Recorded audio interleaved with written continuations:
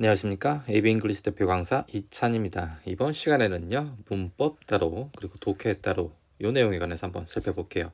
우리가 문법을 배우는 이유는요, 딴 거 없죠. 그렇죠. 영어를 잘하기 위함이에요. 그런데 그 문법이 영어로 잘 넘어가고 있을까요? 아니요. 제 생각에는 문법과 영어 서로 따로따로 놀고 있다는 거죠. 즉, 문법이 영어에 크게 도움이 안 된다는 말이에요.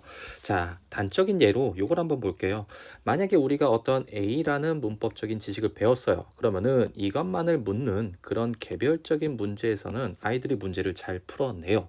하지만 그런 A라는 지식이 이렇게 지문 속으로 들어왔을 때는 찾아내질 못한다는 거죠. 즉, 지문 안에서는 어떤 문법적인 내용을 묻는지 아이들이 알지를 못한다는 건데, 자, 그 이유는요, 이렇습니다.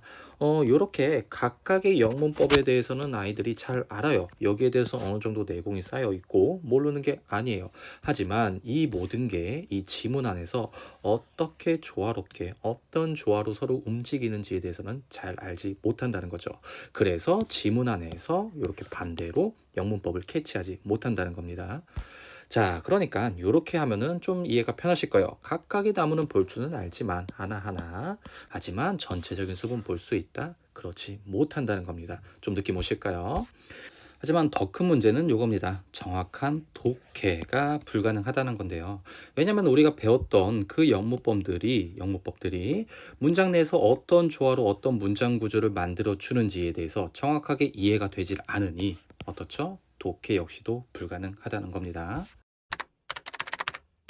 자, 그러면은 각각의 나무가 아니라 숲을 보여주는 영문법을 배우셔야 한다는 거죠. 자, 무슨 말이냐면요. 요렇게 각각의 영문법적 지식들이 문장 내에서 어떻게 조화를 이루는지 그거를 보여줘야 한다는 건데, 자, 지금부터 한번 보여드릴게요.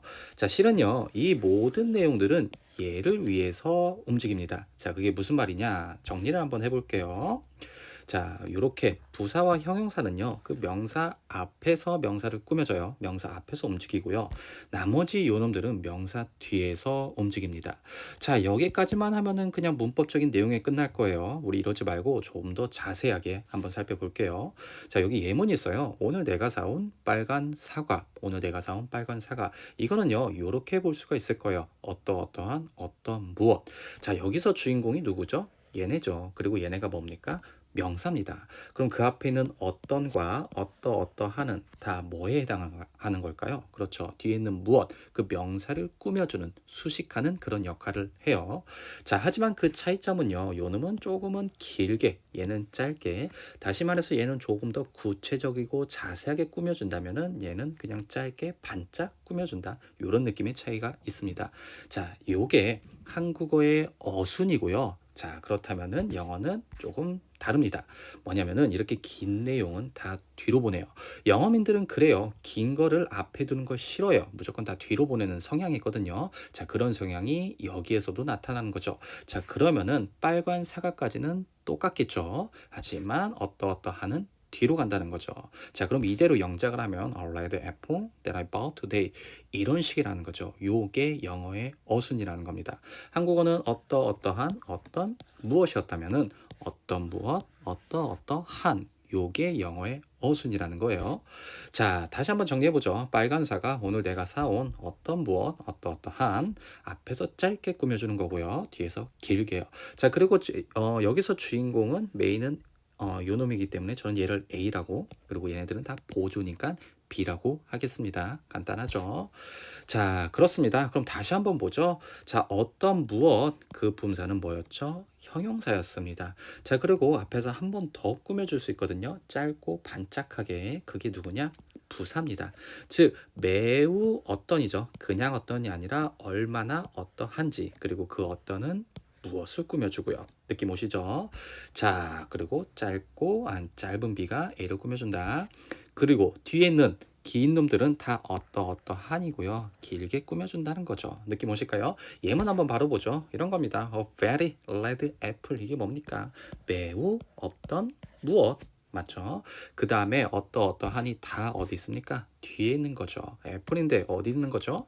그렇죠. On the table에 있는, 또는 that I bought today. 내가 오늘 사온, 또는요 잼으로 만들, 이런 식이라는 거죠. 어때요? 느낌이 오실까요?